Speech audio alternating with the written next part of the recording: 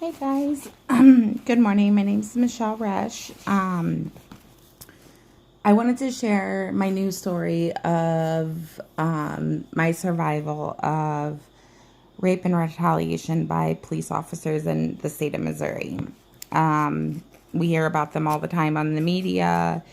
I actually have media reports out there from KSDK, Riverfront Times, and the E-Missourian. It's a terrifying story. It's a lot to process. A lot of you are going to wonder why nobody has stepped in to do anything. I've always wondered that, but I don't know. I can't understand it, actually. As I'm going through my stuff, I'm going to speak of evidence that I have from public pages that they made on Facebook to harass and terrorize my family, plus their private chats, evidence that was handed over to me. I got chief of police. I have several of his text messages. The officer, his brother, I have several of his text messages. I'm not going to show you every single thing, but I'm going to show you enough to catch your attention, I guess. I don't know if this will even go anywhere. I am proceeding forward, obviously. I will get retaliation for speaking out. It's bound to happen. I faced several ex partes when I spoke out. I never had one prior to that. I faced several charges. Never had charges prior to me speaking out. I think I had 10 charges, actually, that I had to fight. And it's from people who stalked me and terrorized me, but because I was speaking out against the police, they were able to hide behind their badge and use the courts to silence me. So my first one, I spoke out, and I spoke out because I'm going to refrain from using some names, but we'll call her the lady who worked under Chief Manziel at Pacific Police Department in Missouri. I must have commented on a news site on Facebook, and she saw it. And I must have said something about being sexually assaulted by a police officer out of Pacific Police Department. Or it could have been the St. Louis Police. No, it was the Pacific Police Department. When I spoke out against it, she told me there were many cover-ups. She was stifled. The women or the girls were stopped dead in their tracks. I thought by me sharing my story that I was going to make a difference, and I was highly mistaken. I don't know. I guess I haven't made a difference yet, which I hope to do. So that's what got me to speak out, is finding out there were other cover-ups. I was encouraged to do so by the lady, and she bailed on me when the retaliation started. It's wrong. They have a job to do, and they're all mandate reporters, and yet so many people have seen the retaliation and heard, and all these mandate reporters don't report it. I would like to change that. That's not okay that nothing's happening with the story that I'm going to share with you. So the story that I shared on December 5th, I believe it was, 2017, I have 3 main sexual assault cases that I discussed, that I told my story on Facebook Live. And when I discussed them, I spoke of my adopted dad.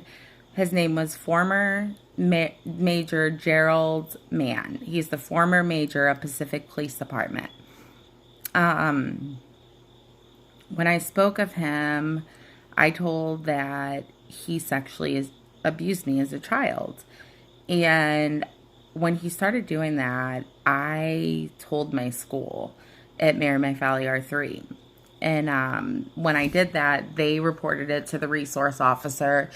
His name was Officer Matt Manziel. He's now the chief of police in Pacific, Missouri. He would soon, this year and last, would retaliate against me for speaking out. But anyway, when I was sexually assaulted, I told him, and he did report it. The Missouri State Highway Patrol got involved. The prosecutor, Bob Parks, got involved, and it was covered up. And it was verified to me that it was covered up by another officer who works through Franklin County Sheriff's Department.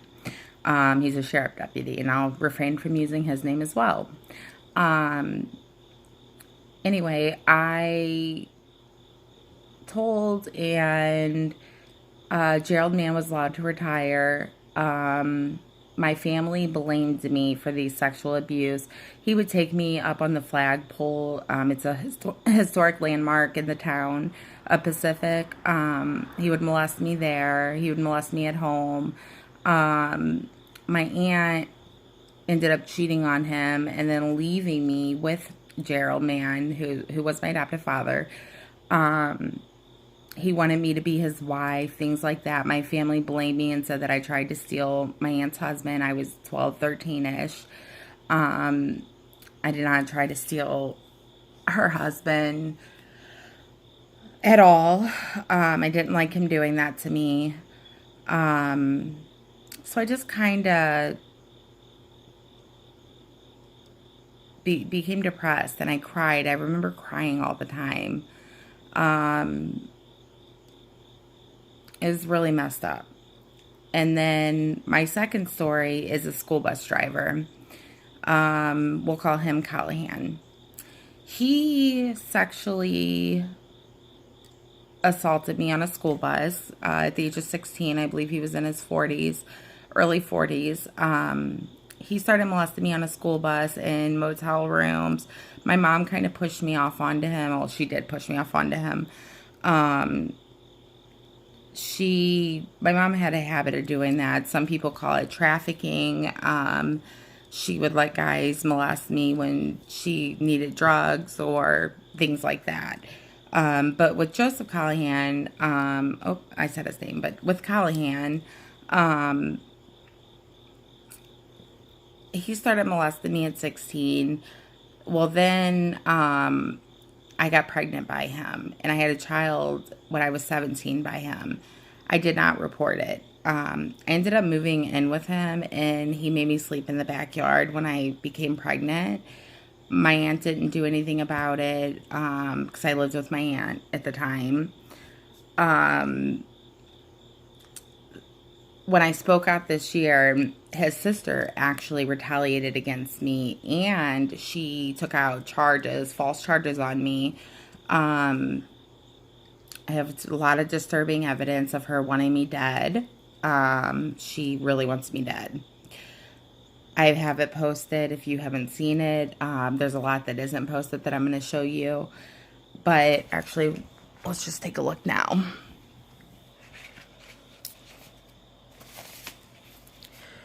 So, Judy Shaw started filing ex partes against me and saying things like, she is my brother's ex-girlfriend and she says he raped her and I knew it and did not stop it, is harassing me. And she got the ex parte based on that. I did try to get an ex parte on her, but they laughed me out of court. So that's a later story. Judy says that she's been on Facebook and put my pictures of my brothers up and said he raped her. I should have stopped it. There is a lot more, too much to write.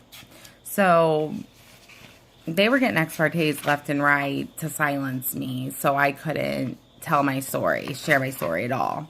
God, there's just a lot of disturbing stuff here.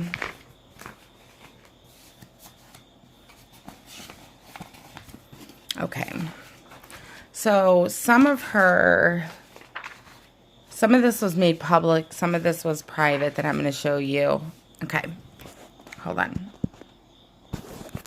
I forgot how to flip the camera around now. Crap. It's not letting me. Okay, well, I guess I can't show you. I can read it, though. Does anyone know if Officer Joe Rodriguez gets hurt, can she be charged? I am so pissed right now. I really want to go hurt her. I want to get on there and tell her she is nothing but a whore dog lying bitch. Can we please just put her to sleep like the crazy dog she is? This was February 5th. The person I talked to said I could call and even gave my phone number. I'm not sure how much they will tell, but I will try anyway. She's talking about calling CPS on me. They called CPS on me all the time. Maybe I should follow her so she would have to leave and go across the street. So they would get restraining orders on me, and they actually would come to me and they would make me violate the orders. And I would get charged for that. They would set this up and do this. Here's another one. I wonder if I go ask her if she would like to get a drink or drugs for her, if she would go. I would love to give her a very special cocktail. She goes on to say she is protesting against Officer Joe Rodriguez right now and saying there is an open investigation still. Someone needs to silence this bitch. I sure wish there would be a drive-by. Can we just put her asleep like the crazy dog she is? I just got off the phone with Children's Service, and they are going out there today. I will call them back tomorrow afternoon to find out what they did. And I also told them I would not go alone into courthouse. Now, I don't care about nothing but getting this bitch in jail or dead, whichever comes first. But make sure you all watch tomorrow. She's getting a very special visitor that will be very upset, and I bet she will change her phone number. I am so sorry you guys are dealing with this crazy person. To tell you the truth, I am at the end of my rope. Not sure how to stop her doing everything I can legally do. It is just taking too long.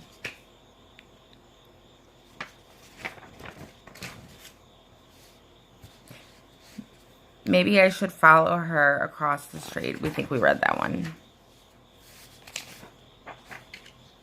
Okay. So those were some of hers.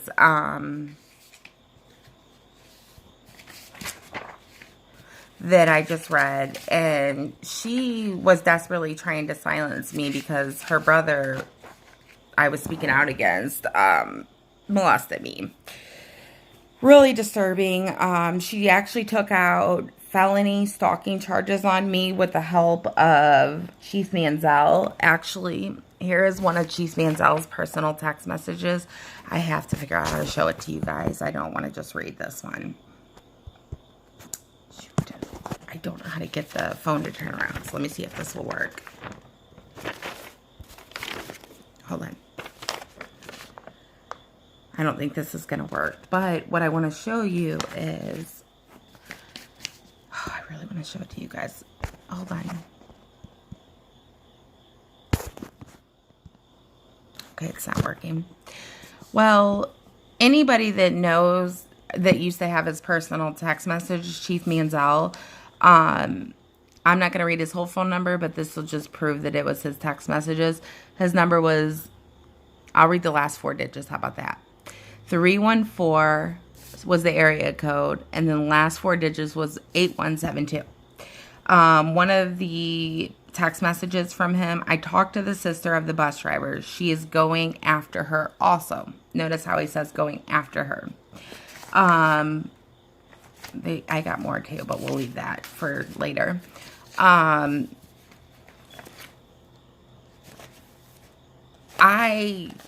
The charge against me from her was thrown out in one county, but I was actually charged in the second one when she literally came to me on her school bus. I was protesting, but of course I was charged with it. And I actually have the video of that encounter, and you can hear me in the video saying, "Get away from me, you have an ex parte on me, get away from me." And she was blocking traffic and everything. But anyway, so that's my second story, was the bus driver, what he did to me. This is his sister trying to silence me. My third one was in 2008, and Officer Joseph Rodriguez raped, beat, and tortured me. We had sort of a law enforcement party, and there is interviews with KSDK posted on my page, on my Twitter page that I have. You would have to go there, and I'll post my Twitter page on YouTube too. But anyway, so the officer raped, beat, and tortured me, and when I told my story back in December of 2017, I actually didn't think they believed me, or I didn't know what the deal was, but I would later find out that I was believed. The internal affairs over the police department actually put out a warrant for his arrest, and it was former Jennifer Joyce who covered it up. He actually went county to county getting ex partes on me, the officer who raped me. He went to Franklin County and then never even showed up. It was dismissed to get an ex parte. And then like 3 days later, after that was dismissed, I had to go to St. Louis County, and that actually ended up getting thrown out. And KSDK was in the courtroom at that time, and I'd given like a speech and stuff. But the retaliation is what is bad, you guys. I mean, the rapes were bad, but the retaliations were even worse. Those are my stories. I'm going to stop it right there for now. Joseph Rodriguez, he went after, I did go to the hospital and I did report it. And he told me that he would get my kids taken away and plant drugs or something. And it's a lot to remember. But I was fearful of retaliation by police, and it actually says in my medical reports that an officer was by my bedside. I believe it was for 8 hours. They were trying to get me to report it, and I was really scared, but I did end up reporting it in the end. My DNA and his DNA is all over his uniform.